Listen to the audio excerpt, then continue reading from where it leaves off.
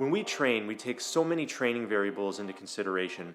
Things like our training split, our training frequency, how many exercises we do, how many reps and sets for volume and intensity, our form, even our range of motion. All of these are training variables that we take into consideration, but there is one training variable that I think doesn't get enough recognition and doesn't really get talked about enough in the fitness world. And the thing about this training variable is that it's invisible. Nobody can see it or count it or measure it except for you. And only you can measure it by feeling. You probably see where I'm going with this, but in case you don't, I'm talking about the mind-muscle connection. And what this is, scientifically, is in your brain, you have these brain cells called neurons.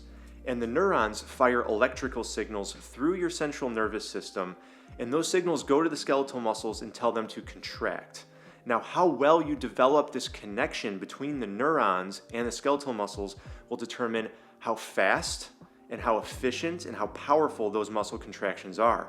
And essentially, you get more out of each rep in your exercises when you have a well-developed mind-muscle connection. But let me tell you why a better mind-muscle connection can benefit your resistance training, all right?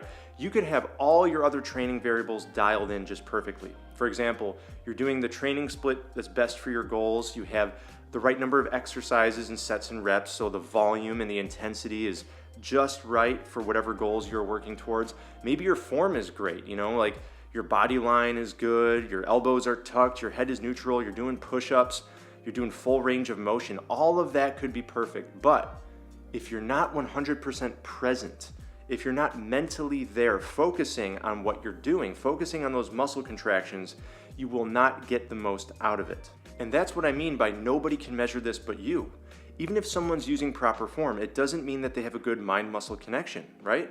I mean, if their mind is somewhere else, if they're thinking about something they got to do for work or school, or maybe they're just listening to the music or the podcast in their earbuds, they're not 100% focused necessarily. They might not be getting the most out of every rep. So I know some of you are watching this and thinking, well, Ryan, I got this. I have a well-developed mind-muscle connection. I've been doing this for years, and I don't doubt that at all. You very well might have a well-developed mind-muscle connection, but for those of you who don't, for those of you who are like, how do I work on this? Like, what can I do to develop this better? Here's my advice.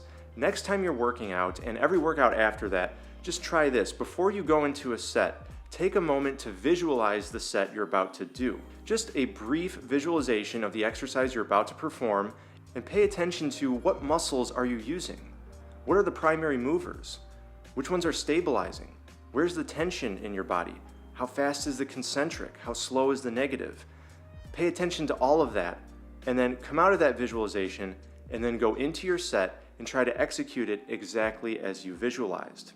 And again, you want to minimize distractions. For some people, this might mean taking out the earbuds.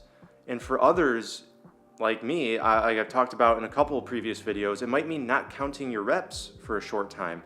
I don't recommend never counting reps. I mean, it's good to track and measure your progress, but it can be good to just take a break from counting so you can be 100% present and focused on the mind-muscle connection. For some of you, especially those who are more beginners and have to develop this mind-muscle connection more, what you're going to notice is that you're going to get more out of every rep, out of every set, and you're going to feel it more. You're going to feel the burn more in your muscles. Even though you might be doing the same amount of reps or even less, it's because you are contracting the muscles harder. You are developing those neurons in your brain to really fire with power and efficiency and speed.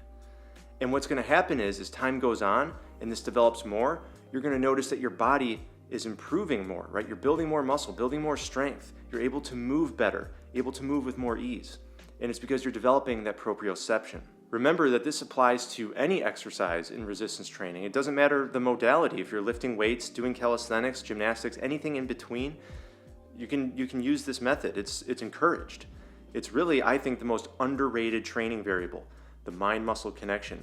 And I personally think that we, just as a society, are completely underestimating the power of the human mind, not just in fitness, but in general. So this might not be the only time you hear me talk about our mind and how we really connect with our fitness. And if you want to learn more about that, make sure you hit subscribe and stay tuned, because I'm going to be making more videos about this and about just fitness in general. So make sure you stay tuned. Give this a shot. All right, and for those of you who know other methods to develop your mind-muscle connection, let us know in the comments below. I'd love to hear from you. What are different ways to develop the mind-muscle connection? There are so many ways, I'm sure, and I'd love to just hear all the ideas, all right? Thank you so much for watching. Don't forget to let me know down below any other methods you know to develop the mind-muscle connection and how you feel when you try that visualization technique, all right? And I'll see you in the next video. Talk to you then.